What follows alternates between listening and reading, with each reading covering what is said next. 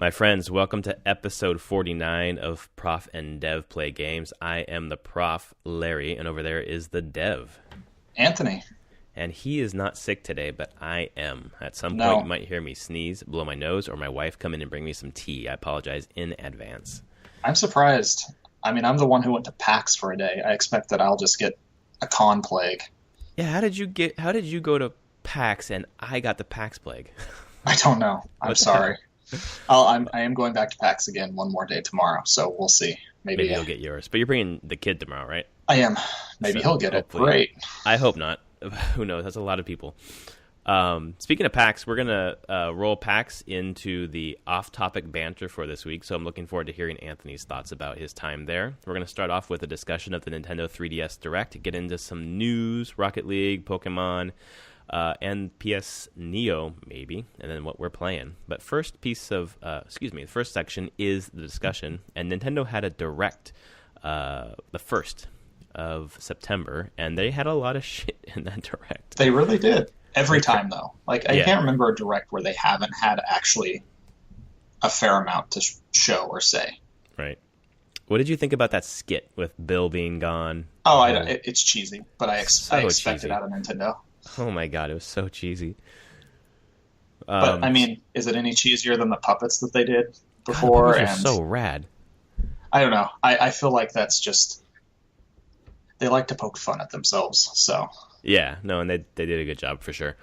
Before we get into the nitty-gritty of this Direct, I will say that when I finished watching the Direct, I was really excited about what's coming out for Nintendo, and I kind of always forget there's a handheld. I always think about the home console, but there's a lot of stuff coming out for the handheld. It looks pretty cool. It does. I really do enjoy the 3DS as a handheld. Yeah. How often do you play your 3DS? I probably... once I get into it probably once every couple months, really into something for a while. Mm-hmm. And then if I'm really into something, I put it in my bag and it's just with me. Right. So, right now, this past weekend at PAX, I had it on me. I'll take it with me tomorrow. The update that they did, where it opens the 100 people can be at your gate. Right. So good for PAX. Oh, yeah, because you're so much street passing going on. Oh, so much street passing. That's awesome. I can actually go a few hours before having to check the gate. Well, I pretty much use my 3DS. I'll use it in bed, or I'll use it on a plane, and that's about it. And I usually, I don't know, it's either Fire Emblem or Smash Brothers. It's just crazy because I have a lot of games. But anyway, so 3DS, there's a lot of things coming out of this. There's the... Pokemon Sun and Moon. They opened with that. And of course, the Z-Crystal move, which I think was new. Yep. Something like that. There was Mario Maker 3DS, which was awesome. It fits perfectly, too. You're like, it does. Okay. It's great. The only thing is that the online functionality is not there like it is for the Wii U. Yeah. Which I don't know if that's a hardware limitation or what, but some people, at least online, were a little pissed about that. But Mario Maker, I mean, did you play it when I sent the Wii up to you? A little bit, yeah. Okay, that's a great game. It is. Tons and tons of Mario. There was Mario Party Star Rush, just a Mario Party game. I don't know. It didn't really strike me. No, the Animal Crossing update, I was not expecting that. Mm-hmm. It's adding a bunch of amiibo functionality. I know. I'm just like, okay, New Leaf is still a thing. I got my 3DS for New Leaf. Years ago, right? 2.5 years ago. And they're still updating it and giving functionality, which actually made me go hey, I own that game. I should dust that off and play it more. I really liked it. But you'll have to buy the 3DS Amiibo Puck thing or a new 3DS. Yeah, I don't know if I need the Amiibo or not. We'll see. Oh, okay. That's cool that there's the Amiibo functionality is more than just the Animal Crossing Amiibo. Yeah. That's cool. The thing that I was the most excited about, and I don't know if I'm crazy, where is it at? The sports game. Oh, yeah, there's that new, combined sports game that they showed at the end. It's coming out next year. Yeah, Mario Sports Superstars. So it's soccer, baseball, tennis, golf, and horse racing. I thought they were going to have basketball, but they put horse racing in there. But the soccer is interesting. It's Japan. Yeah, right. Let's be honest, basketball is not a popular sport in Japan. Right. But they did have that Mario basketball game back on the did. GameCube, I think. Yeah. But the thing about the soccer that's interesting is that the Mario Strikers was like 3-on-3. I don't know if you ever played Strikers for the I didn't. Wii. Oh, that game was so rad. I heard it was really good. It was so good. But this soccer is 11-on-11. But it looks great. I had the tennis for the Wii U. I love it. I love playing the golf games. I just love sports games. I'm a sucker for sports games. So that looked cool for me. What stood out for you from this? I was pretty excited. Well, for stuff coming out in the future, that Ever Oasis. Oh yeah, that looked. I had never heard of it. Anything. Mm-hmm. I'm intrigued. Give me a good JRPG on a handheld, and I'm pretty happy. And this was by the guys who did Final Fantasy, or it did character design stuff. Oh yeah, right. The Chocobo. The guy, Koichi Ishii, he created Moogles and Chocobo. Mm-hmm. I guess you can say he created Chocobo. They're based on creatures from Miyazaki manga. Oh, Nausicaa. Really? Yeah, okay. Nausicaa has in the manga. Oh, I know in the movie too. Back in the early '80s, you have people riding birds. They look almost exactly like Chocobo. What Chocobo ended up being. Well, if you're gonna crib somebody, you might as well crib the best. Yeah, like one of the first things he ever did. So yeah, that's awesome. It's funny. So that stood out to me. What else really stood out to me? The Zelda amiibo. Oh my god! I tried to pre-order. I don't need a functionality. I just need those 3 sitting on my desk. I tried to pre-order the Toon Zelda and Toon Link amiibo. They were sold out. Of course they are. I gotta figure out how to get that one.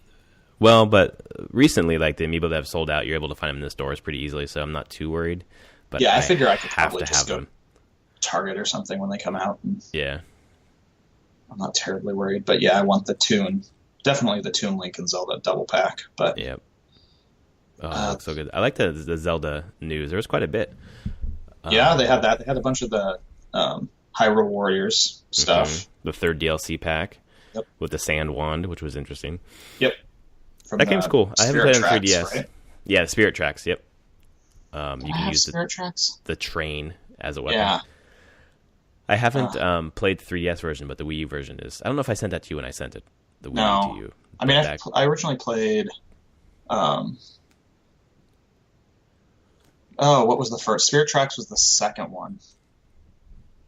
In the Wind Waker, there was Wind Waker, and then there was the one.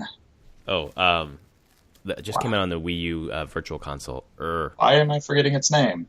I don't remember. Phantom Hourglass. Yes, I played Phantom Hourglass. I had Phantom Hourglass. I didn't get Spirit Tracks though. Never played it.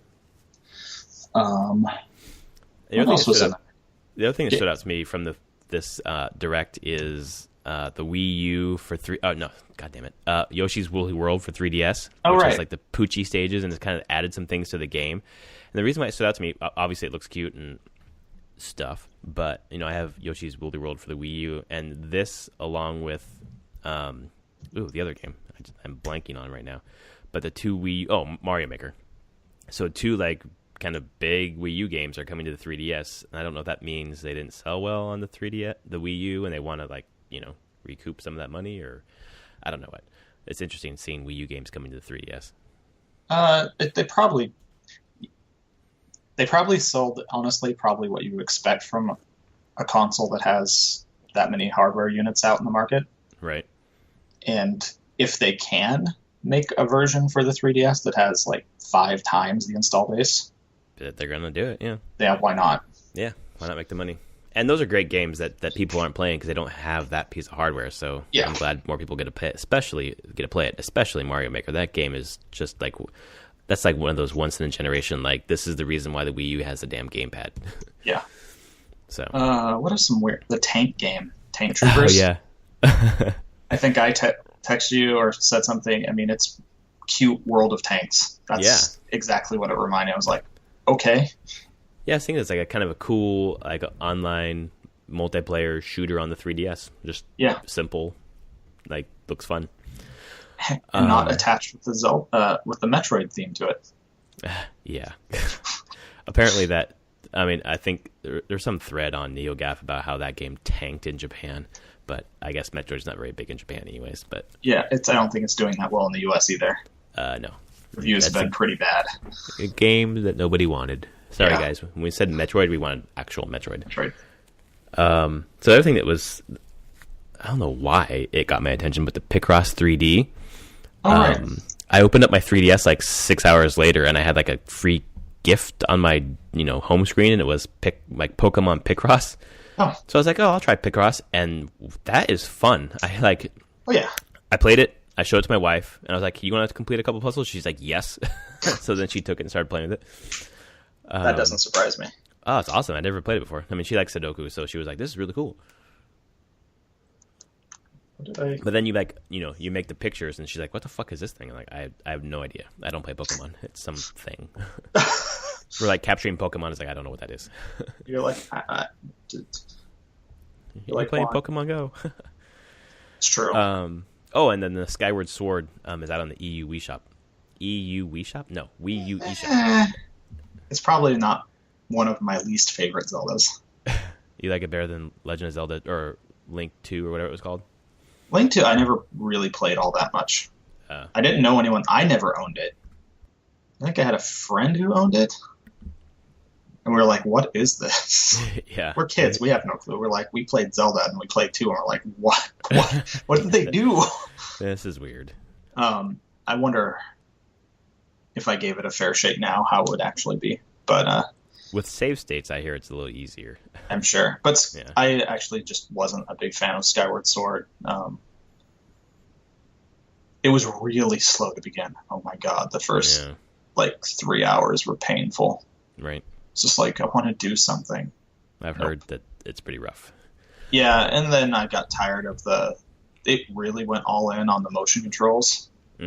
Like, you needed to attack enemies with slashes or overhead strikes, and it was... Yeah. And honestly, that's when I realized, I'm like, I really don't want to play huge games swinging my arms around. Right. So... Yeah. I probably played like 10 hours into it and was like, no. I can't so you never beat it? Okay. No. Yeah. I guess that says all you need to say. Yeah, I was not a huge fan. Yeah. They have a Galaxy edition of the 3DS. I don't know why. Because why not? I could think of like a 50 other designs that would be better, but yeah, I guess why not? Whatever. There's like the Famicom or the Super Famicom version that's in Japan. That would be pretty cool, but... I'm actually waiting. I was surprised they didn't announce something like that, like an SNES version, because it launched this week or last week in the US 20 years ago, 25. I feel like they don't care much about anniversaries. Like the Metroid anniversary came and went without much besides them taking down the AM2R. Yeah. Oh, well. Yeah.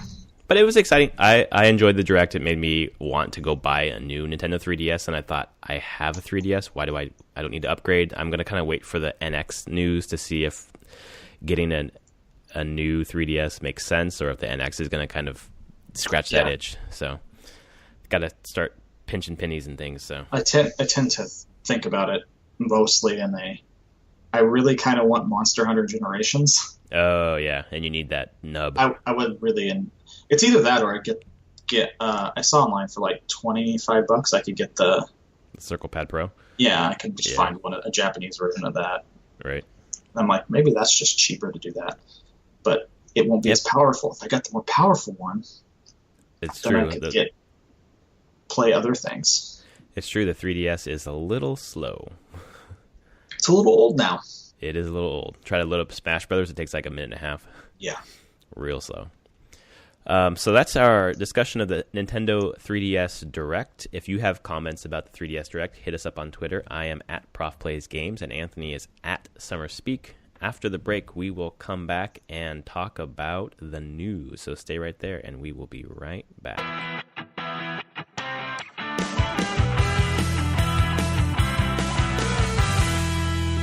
All right, my friends, welcome back from the break. We are here to give you all the latest and greatest news, including some news that we found today. It is Sunday, and we found something real cool today. But we're going to start with Rocket League Rumble. Give your friends or foes the boot with Rocket League Rumble. The free new mode for online playlists and private mutators lets you compete in an epic battle royale with 11 amazing power-ups like the grappling hook, tornado, and more. I read this like 3 times and I thought, what the fuck is this? It's like Looney Tunes. Honestly, it's Mario Kart. That's exactly style, right. like Rocket League. Yep, it looks like Mario Kart Rocket League. You've got the magnetizer, which you can like magnetize the ball to get it stuck to your car and like whip it around to make a shot. There's a haymaker power up, which is basically a boxing glove, a tornado, grappling hook, freezer, plunger, power hitter, spikes on your car. There's some crazy stuff that you can do to your car. Yeah, and then they're dropping the crates and keys. Yep. So to help fund future esports events, they're going to have crates, and if you want to unlock them, you can buy keys. Sort of, exactly like Team Fortress 2 used to be, or maybe still is for all I know. Yeah. They're all cosmetics, so it's not going to alter gameplay. So, it doesn't really matter to me. Those kinds of, like Overwatch does, you can buy the crates, but it doesn't affect gameplay at all. Yeah. They definitely look really fancy. Yeah, they sure do. Especially when you can get the, I guess out of the boxes, you can get some import battle cars. So basically different skins for the battle cars. Yeah. Which look pretty cool. Yeah, I'm pretty... They keep going. I'm a sucker for Rocket League. Making a bunch of money still, so... Yeah. You know what's crazy about this update? The aesthetic of the update looks like TF2 to me. It does. Like the TF2 looks like the TF2 text, like the layout. They're definitely cribbing on it a bit. Yeah. But this is supposed to be a little bit more. Not that Rocket League was serious before, but this is definitely more lighthearted. Yeah. Oh yeah, definitely very lighthearted. And there's a couple new stadiums as well. One, an octagon, which looks kind of cool. Anything new in Rocket League, I'm all. Every time there's something new, I go back and play the game for like another 5 hours. So I guess the great thing here is it's all free. Yeah, it's free, right? They made like 50 times their budget on this game already. And yeah. This is like the gem of the generation, and it was crazy because it was a sequel to a game last generation that didn't do that well. Yeah, that no one had heard about. Well, it's hard to say that fucking Except name. Maybe you heard about it when it's a giant name that you're like, oh, I did hear about that. And then I stopped caring about halfway through reading its name. There are too many syllables. Yeah. Next piece of news is about Pokemon Go. You want to take that one since you're the expert? Yeah, so Niantic put out an update. Information on an update coming out for Pokemon Go in the future, which will be a buddy system. Really, it's at first, when I first heard buddy system, I'm like, oh, you'll be able to do something with other people. No, That's what I thought too. You get to select a Pokemon, your favorite Pokemon, that will be by your avatar, which is fitting with, from now playing a little bit of the games, fits with the games. Like you always have your special Pokemon that you... Your starter, basically. Your starter, your bond you used to form bonds with. Right. And so now they're letting you choose one that's now beside your avatar, and then as you walk, you will get candies for that Pokemon. So, and the candies that's how you evolve them or power them up. So you'll be able to essentially get more benefit from walking with the game open. So it's not a huge update. I don't think it's actually going to get people to come back. Right. Really, like this is I've seen people ask for this feature actually. Right. Since the game's come out, so they definitely put that in. It probably is not a hard feature for them to do. And something that makes the experience better for the people who are still with it. Exactly. I have a feeling.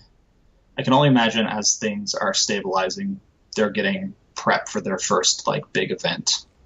I would expect sometime end of September, beginning of October, you're going to hear okay, here's an update that there's this big event happening that just draws all the people that were playing back into it.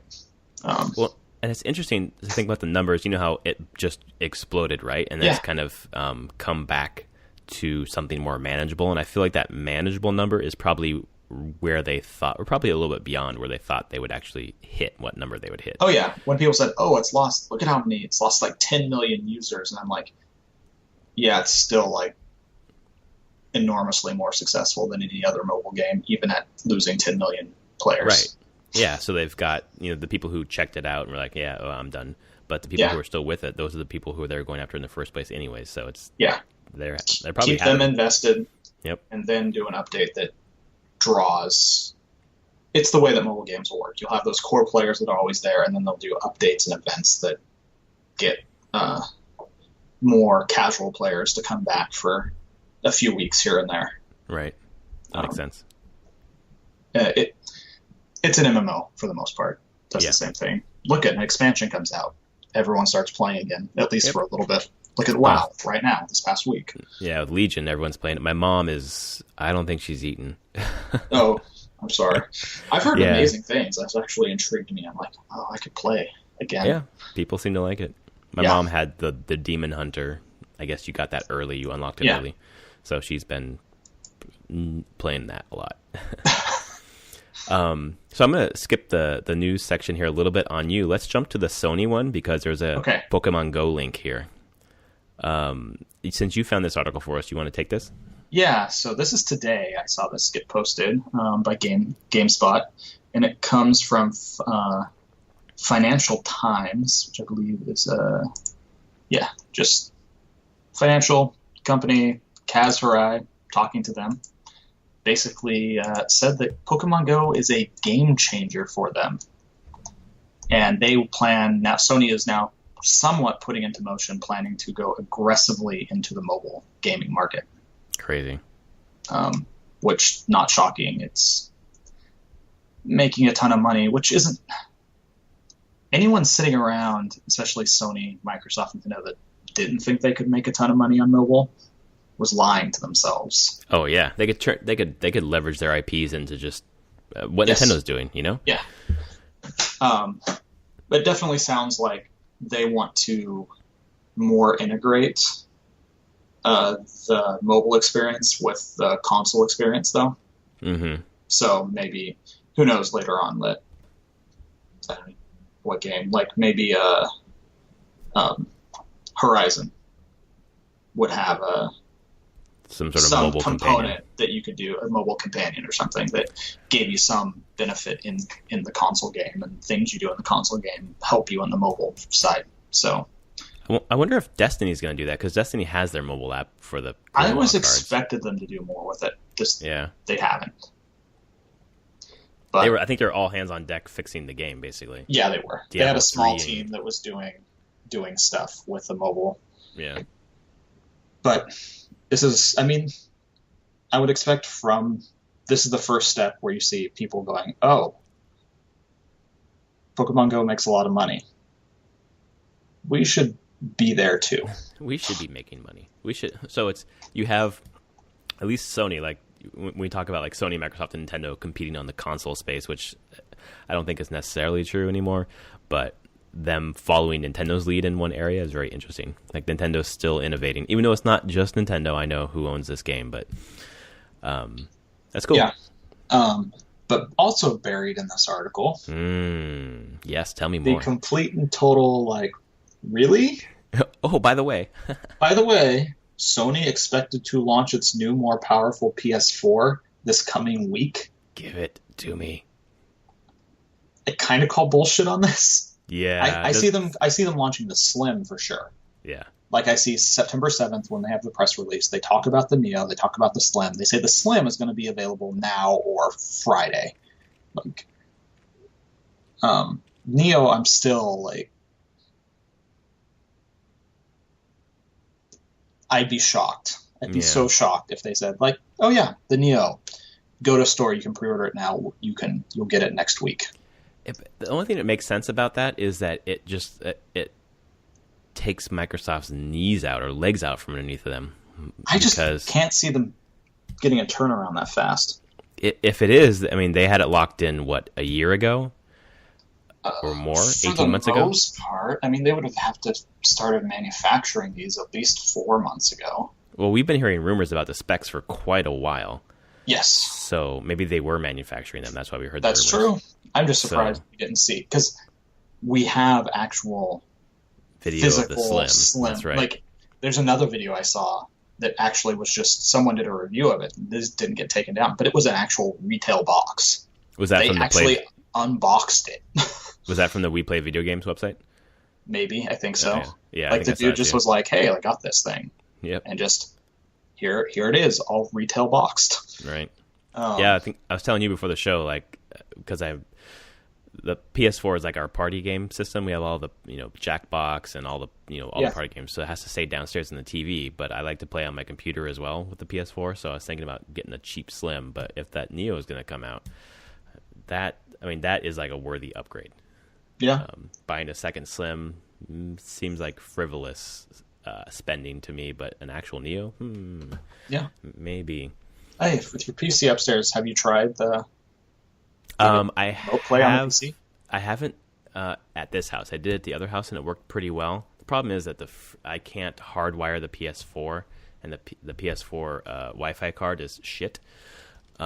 Speaking of that, by the way, it looks like the Wi-Fi card for the Slim, at least, was confirmed to be 5 gigahertz, so AC, which is fast. Yep. Which I realize is what my router actually does. I just don't know. I have to have both on, because like my printer doesn't do 5. Oh yeah, well, there's a bunch of stuff. I actually have to have both frequencies running. Oh yeah, me too. We have 2.4 and 5 on the same Wi-Fi router. So it's also the router, whichever one it is really good at handling multiple devices. But so I got an AC or a 5 gigahertz card for my PC, and downloads on Steam. I can download it was a 10 gig game. I downloaded it in less than 20 minutes. Oh, it was so fast. It was ridiculous. My actual Comcast bandwidth is never going to be fast enough to let me do that. That's right. So, but lots of exciting PlayStation news. And one little tiny aside there there was the other news. Gran Turismo Sport was delayed. Oh yeah. We'll throw in some not so exciting Sony news. Another game delayed. Yep. And that was a big VR one, though. Yes, it is. So I'm a little disappointed that would have been a really good game to have right at the launch of VR or right near it. Right. Because it's really pretty. It's not even delayed to a quarter in 2017, like spring 2017. It's just delayed to 2017. Yeah. So this is next fall, maybe? Like, this was supposed to be... I guess this and The Last Guardian, I thought, were supposed to be their big fall games. Yeah. So we got Last Guardian. So we're down to 1. Horizon already got pushed. Right. Horizon, Gran Turismo. We're down to The Last Guardian, which has been pushed for 10 years. So better be good. Oh, man. Yeah, so I think that sums up all the Sony news. Yeah, well, Wednesday is the day, right? That we will know. Yep. So this posts on Monday. So let's make a quick prediction for this event. Okay, let's say, what hardware news and what software news do you expect? Hardware news, I definitely expect the Slim, and I expect the Slim available by the end of this week coming up. Okay. I actually expect it you could go to a store and buy it. Neo news, I expect a launch date for the Neo that is not Wednesday. Yeah. And full specs for the Neo. Software-wise, I actually don't expect anything that we haven't... I don't think they're going to talk about any new games, but I have a feeling they're going to talk about all the games that are going to benefit from Neo. Okay. And that makes sense. Games that you might have already, that if you own a Neo, they'll play better or have more graphic features. So Uncharted 4 probably. They'll probably be like, hey, if you own a Neo, Uncharted 4 runs at... I think it's at 30. Uncharted 4 actually runs at 30 in the campaign. So the Neo would run it at 60. 60 and maybe other graphical features, because Naughty Dog could probably get a lot more graphics out of that. I'm trying to think of just kind of go down the first party stuff and be like, if you have a Neo, look at all the stuff that you like to play, and it runs better and plays better. Yep, that makes sense. I don't think you'll see any straight up new game announcements, though. I think so. In terms of hardware, I think we're going to hear that the Neo has the VR inside of it, so you can just hook up the headset to it. Oh, instead of having the box. Yeah, so just it's a bigger box apparently. Yeah. But my real out there guess is that they're going to unveil the new handheld. We're going to see a new Vita. They said they don't want to get out of the market. They don't. Yeah, I don't think they do. So we're going to see a Vita 2 or whatever they're going to call it with regular memory, SD cards, because that's what killed it in my view. And in terms of software, I agree with you. It's going to be upgrades to current software. Look what you can do on the Neo, blah, blah, blah. And stuff that, like, coming out that they've already announced. So I bet there'll be Last Guardian stuff a little bit. Maybe some Horizon. Like, rehash of the stuff that they showed off at E3 if they show any new upcoming software. Right. I agree. Well, next week we'll be able to share with you how wrong we actually were. Stay right there, and we'll be back to talk about the games that we are playing. Be right back.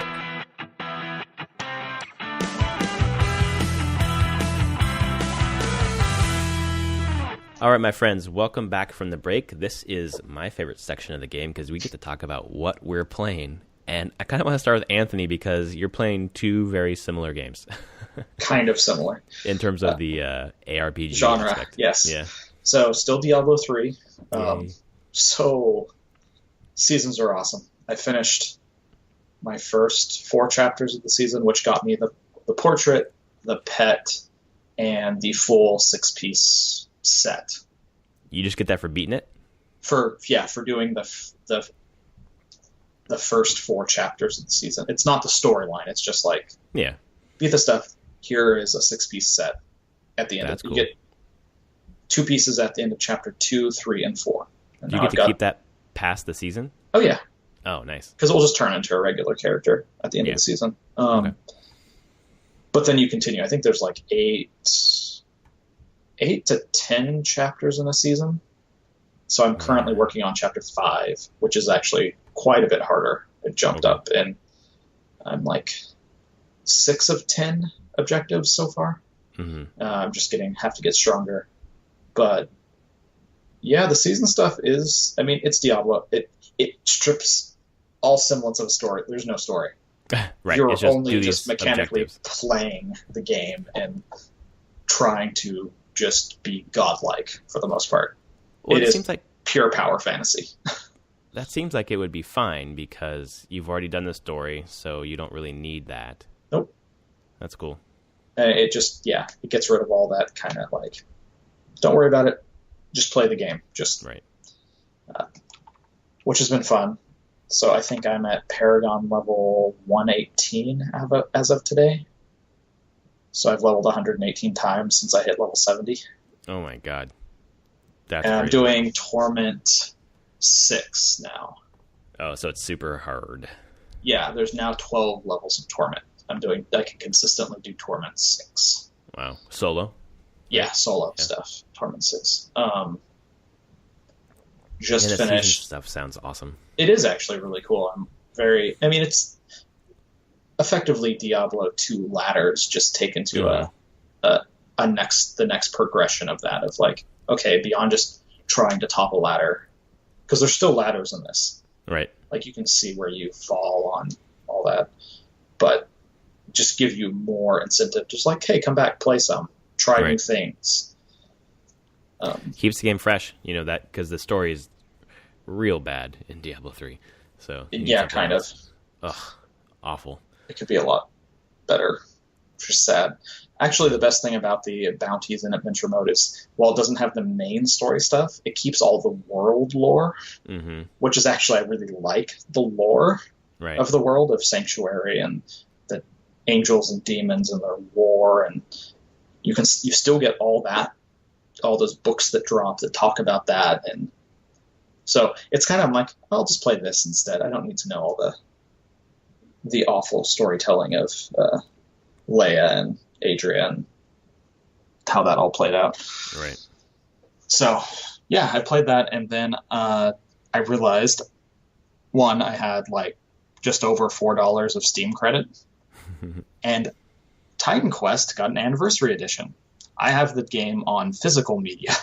Oh, so you didn't get the free upgrade? No, I was like, oh, do I own this? I'm like, no, wait, it's sitting on my shelf as physical game discs. But you couldn't like turn the key into? No. Okay. Doesn't work That's that way fine. for $5. For most games, you can't do that. So, but I had credit. I was like, sure, I will. It's $5. It's 75% off. One, I'm pretty happy that they updated it as much as they did. There was no reason to really do that, but it's very goodwill to the community in a lot of ways. And I'm just like, let's revisit this and see. I don't remember it being... Some people love it as an action RPG. They put it up there as in the same realm as Diablo 2. Right. I don't put it that high. But it does remind me of the, like, oh, this is from a time way past. Diablo 3, very smooth, simple, like, easy to get into, keep going. And Titan Quest, it's hard. Really? Like, actually, like, shortly after starting the game going, like, I'm going to die. I got to be very careful. Okay. And really not, you're like, hey, I got a lot of choices in where I can spend skill. What should I do? Because you know that you're just going to gimp your character if you do it wrong. Right. Very Diablo 2 in that style of like, well, I guess I spent points there when I shouldn't have. Oh, well. Yeah, Reroll a new character. Yep. But yeah, I played a couple hours of it. It's still enjoyable. I'll probably play more of it. It looks reasonably well now that you can run it at higher resolutions and the UI and the UI is actually scaled properly. It has full-on multiplayer now, which is great. Like online multiplayer? Yeah. It did before, but it used to use the Game Spies thing from years ago. Oh, the Game Spies that service. Went away. Uh-huh. And people hacked in a way to make it work. And this is officially, like, if you get it on Steam, it just uses Steam's multiplayer backend. So that's cool. I'm looking forward to when you let me know about that. I downloaded it. Yeah. So I'm looking forward to getting into that. And if you like Greek mythology and everything, then there's a certain part that's very enjoyable about it if you enjoy Greek mythology and those gods. Right. So, yeah, cool. It's enjoyable. Yeah. I'll play more. Well, I got a question for you in this genre. The new Humble Bundle, the early unlock is Grim Dawn? Yeah. Grim Dawn. Not Grim Dark. Shit. Grim Dawn. You have that game. I do. It's like Victorian setting ARPG. It's like post-apocalyptic. Oh, okay. Thoughts? It's okay. So a large portion of the team that made Titan Quest. It's using the same engine as Titan Quest. All right. Just updated. Okay. And it uses a lot of the same design sensibilities. Like, so if you can play Grim Dawn. Grim Dawn is very, very much the spiritual successor to Titan Quest. Okay, cool. I played a bunch of Grim Dawn, actually. Nice. So you'd recommend that to someone who likes ARPGs? If you like ARPGs, it's not a bad one. It's crunchy. It's really crunchy on the like numbers and stats. And, so, I mean, I've actually, again, it's one where I've had to use guides to at least understand, like, oh, I see how these stats play together and what I should be focusing on and not. Thank God for online forums. Yeah. So for someone who really likes action RPGs, it's a really good one that likes to just dig into the systems. Cool. Well, it makes me pretty happy about the next bundle. There was another action RPG that just updated to the Path of Exile. Oh, yeah, right. That's a free-to-play one. I beat it originally when it came out, like, a couple of years ago. But they've had, like, 4 or 5 updates and new content. It's called Path of Exile. That's a free-to-play? It's totally free-to-play. What's the one that was... It's not an ARPG, but the one by Obsidian? PoE also, wasn't it? Pillars of Eternity? Oh, God. That's a Terry Goodkind book. Did we get mixed up? No, is that Pillars of Creation? Pillars of Creation. Oh, that's Pillars of Creation. Oh, my God. Which my wife always, when I said that I was playing Pillars of Eternity, she's like, oh, you mean Pillars of Creation? I'm like, shut up. No. Ugh. Path of Exile, yes, is Okay. just another action RPG, free to play. Cool. And they don't actually, like, nothing you can buy in it actually gives you power. It's all aesthetic? It's all aesthetic. Okay. And it's been going on for a couple of years now, so cool. They're reasonably successful, I think. So many games to play, so little time. There really is. Speaking of humble bundles, Anthony, guess what? There's another one? Oh, well, yeah, of course, there's always a humble bundle. But I have a humble bundle code to give away. This is for... Because you bought a bundle. I subscribe monthly, so I get the bundles. This last month bundle was really good. But there was a game in it that I have on 2 systems already that I don't need a third one for. And I don't think you want this game. So I have a code for WWE 2K16. And no. It is Anthony's not going to take this one. 9A0HJ B0FD5 XQ8F4. That is for Steam. So if you're the lucky one, go ahead and redeem that and you get WWE 2K16 on Steam. I bought that game on the PS4 because I love wrestling games, and then I got it for free on Xbox last month, so I don't need a third copy. So speaking of games that I am playing, I had quite a few this week, which is funny because I'm just slammed with work, so I don't know how the hell I manage this. Just, after work, I like to veg on the couch and play for an hour. Gotta have some downtime. Yeah, basically. So I played some more Mass Effect 3. I was at the beginning of the week, and I can't... Oh, yeah, it was after the Citadel was attacked. Oh, spoilers, by the way, folks. Sorry, guys. Shit. Well, that's a 4-year-old game, so come on, guys. Yeah, Citadel was attacked, so I was kind of picking up the pieces after that attack. And then I'm just headed out. I got a whole bunch of new missions to go out and do. Apparently I'm trying to do everything in this freaking game. I'm not quite sure. I know that the overarching mission is like to go after the Reapers, right? But you're supposed to assemble like your forces to make sure you're strong enough to take them down or whatever. Unite the universe against the Reapers. Exactly. So I'm trying to unite the universe and I know some of them are like optional, but I think the more you do, the better it is for you, probably. Yes, it is. So, but the only thing I'm a little confused about is I have to play online multiplayer too? You don't have to. Oh, thank God. You can. And the online multiplayer stuff does give you the whatever resource.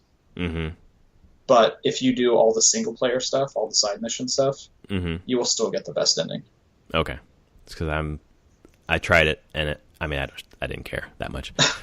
It's probably not that many people playing it anymore. There were some, but yeah, I don't know. I found a game easily. When the game came out, I played a decent amount of it, but there was a lot of people playing. And yeah. It's a horde mode type stuff. Yeah, that's exactly what it felt like. I mean, that's exactly not what it felt like. That's exactly what it was. Yeah. Horde mode. And then I also picked up for a little bit Forza Horizon 2 because I'm really excited about Forza Horizon 3. Forza Horizon 3, you're rolling through the Australian outback and in a Warthog. You could ride the Warthog or a bunch of other cars. I don't care about the cars. I just love the arcadey. I just love arcadey racing. So I played that for a couple hours. Not much to report other than it's fun. Picked up Pokemon Picross. It was on my home screen on the 3DS. So I was like, okay, I heard about Picross 3D on the Nintendo 3DS Direct. So I'll check this out and see what it is. And that is an addicting puzzle game. Yes. My God, you play it? I have played Picross before. Okay. Not 3D, but the original. No, I haven't played 3D either. I'm just playing the 2D version. Yeah. It's fun, the numbers. And my wife was watching over my shoulder, and she loves the kind of puzzles. I'm like, you want to try? She's like, yes. So I passed the 3DS over to her. First time she's ever used my 3DS. Give her a puzzle game. That's all she needs. Oh, yeah, she loved it. I was kind of thinking about getting a 2DS for my mother-in-law because she loves those kind of games. But maybe. We'll see. I think it's kind of small. It would be kind of small for her eyes. And then the big game that I played this weekend, and I am going to be sad when this game is gone, is Battlefield 1. And I am surprised that I'm saying that. Enjoying it? Oh my God, I'm loving it. I played it on the Xbox, and then I was in Origin opening Mass Effect, or I don't know what I was doing. And I saw that you could play it online, on the computer too, and I had just totally forgotten. Of course, you can play on the computer. So I downloaded on the computer and play it there, and FPSs are much better with the keyboard and the mouse. So if I were to buy it, I'd buy it there. But I've put in probably like 3 hours, which is a lot for me. I know a lot of people will play it a lot longer, but there's just like it's like Star Wars Battlefront in terms of like huge map, like 64 characters on a map, taking over objectives, raising flags, and all you can play right now is the Sinai Desert. Yeah. It's set in World War One. Uh-huh. And if you play Battlefront, like it looks like the movie, right? Yeah. Like this looks real. Like it looks really good, and the gunplay is smooth, and there's horses and tanks, and it's all like germane to World War One.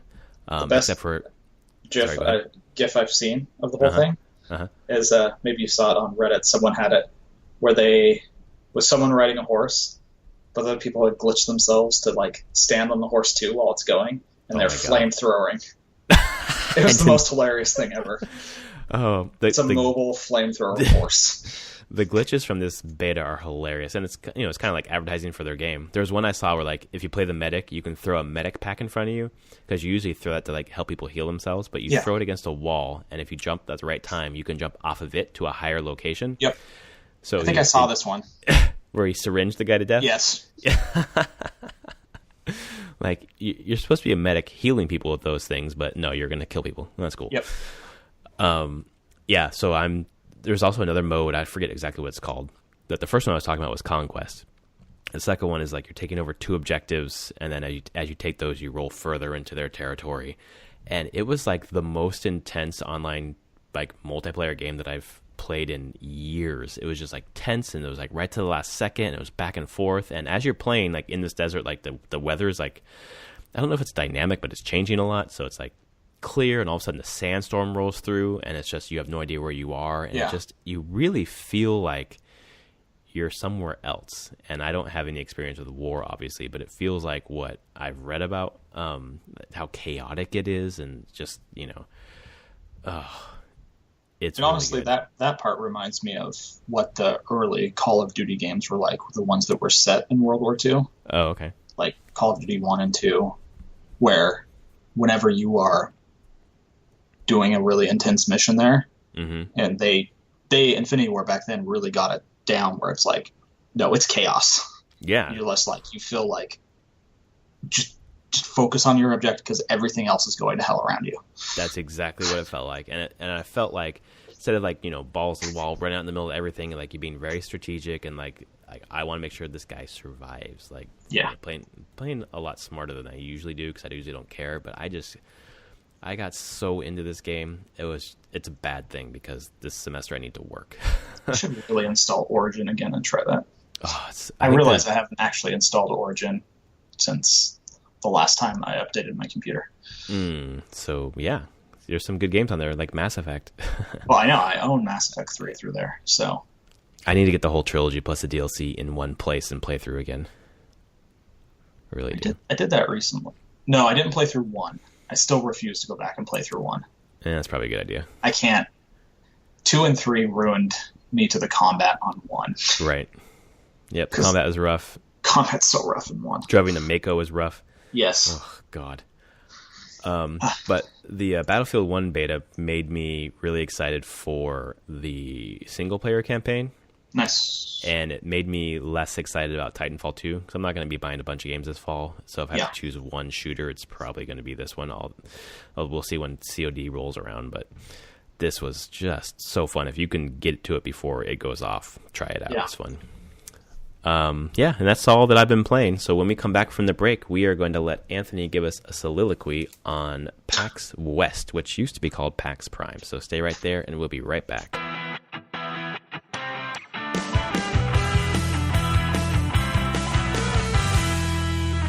All right, my friends, we are back from the break, and it is now time for the Dev to spill the beans on PAX West. How was it? What'd you see? It's PAX. It's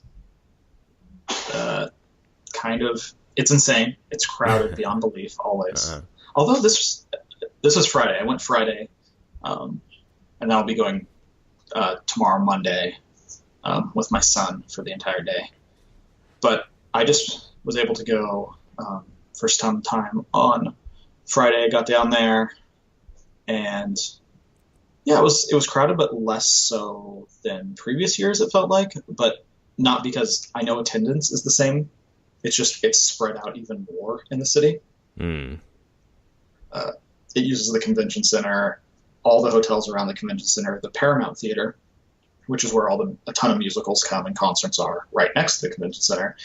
It uses Benaroya Hall, where the symphony plays, which is a few blocks away. It uses the Westin. So it's just all over Seattle. Yeah, all downtown. All downtown. It's PAX.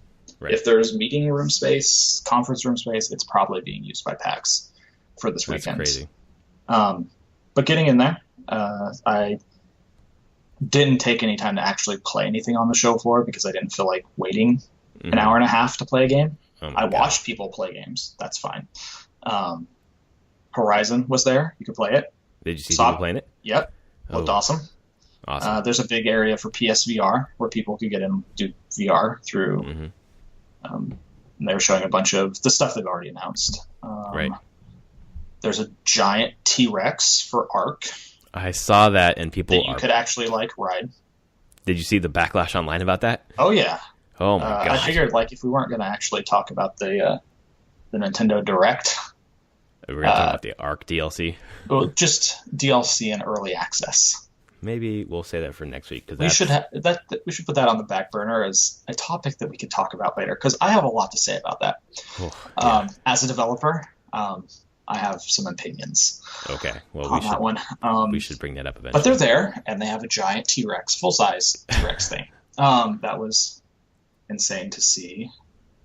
It's a lot of the stuff that I've already I didn't see a lot of new stuff.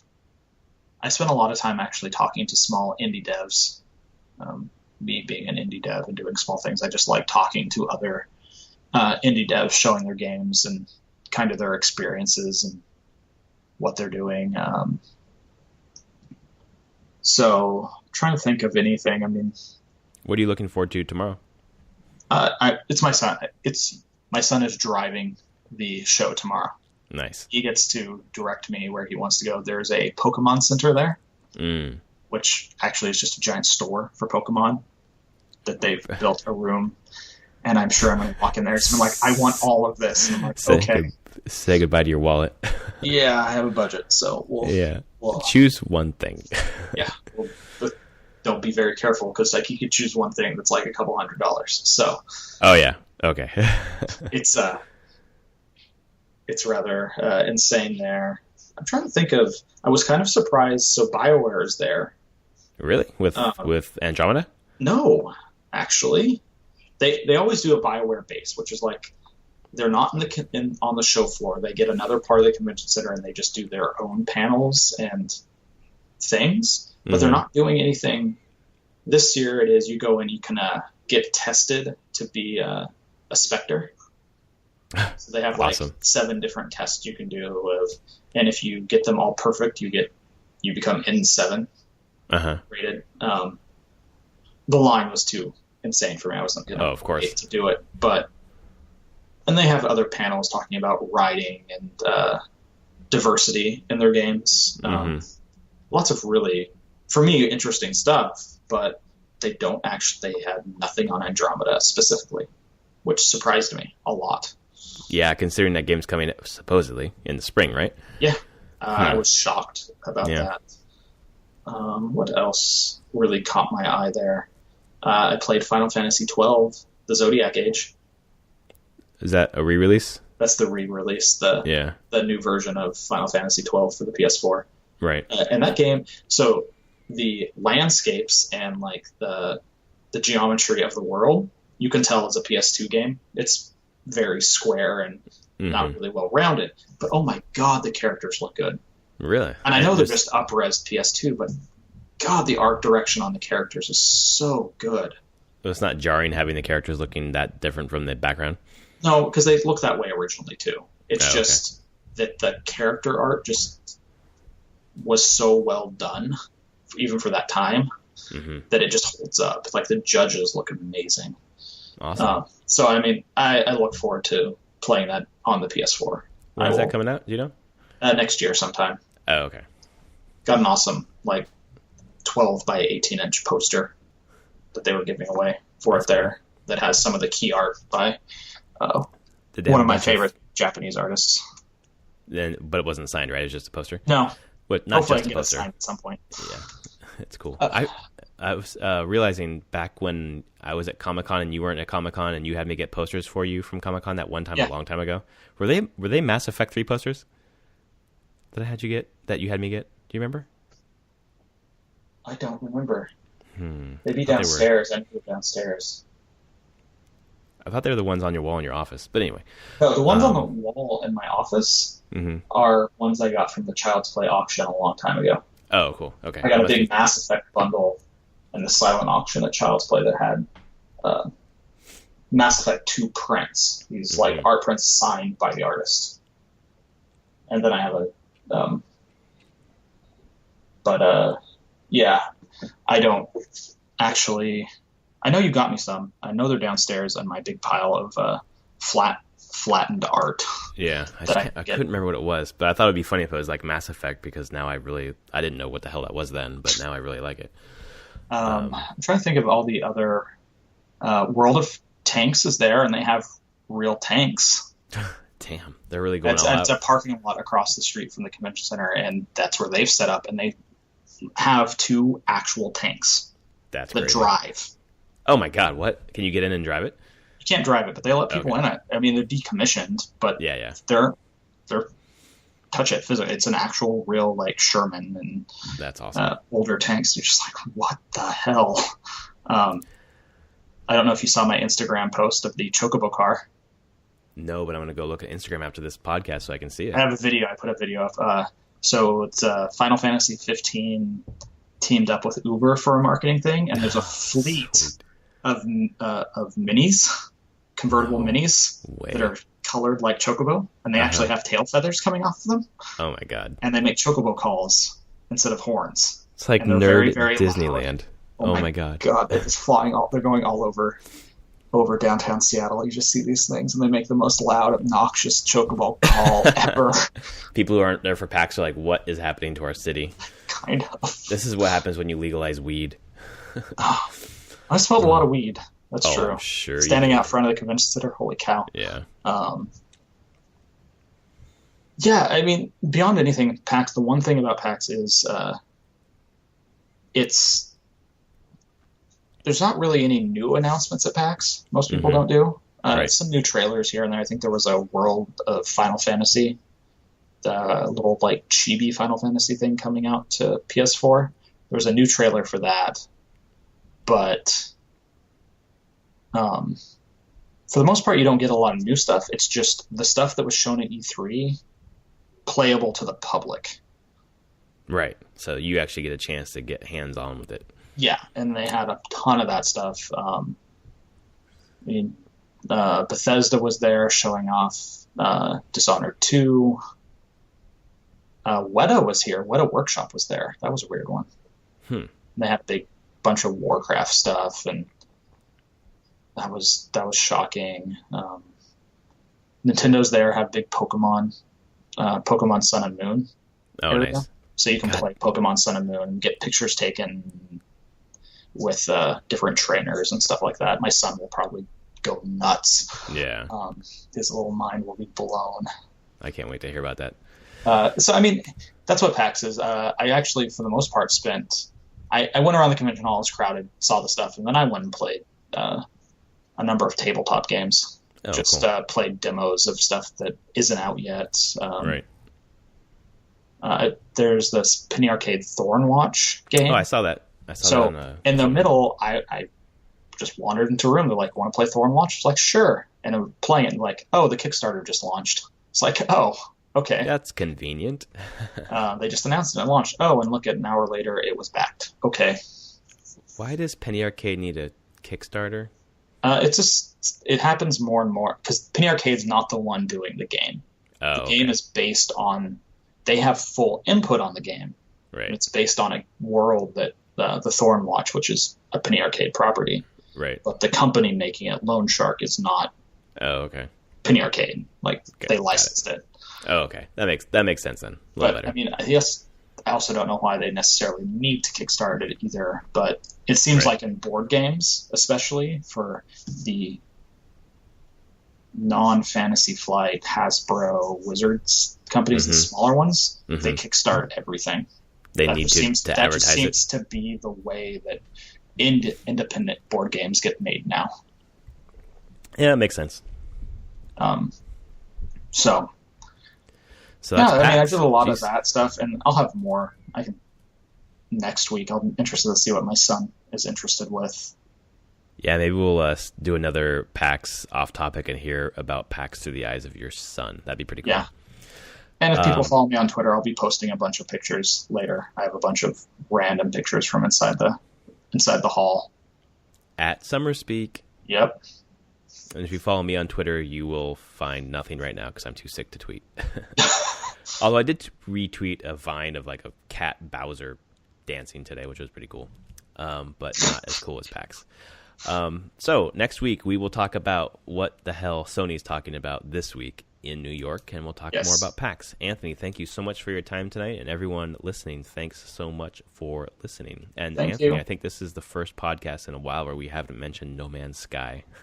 It's true. I haven't had a chance to play it really this week, and that's just fine. Yeah. We'll get back to it. All right, my friends, until next week, see ya. Later.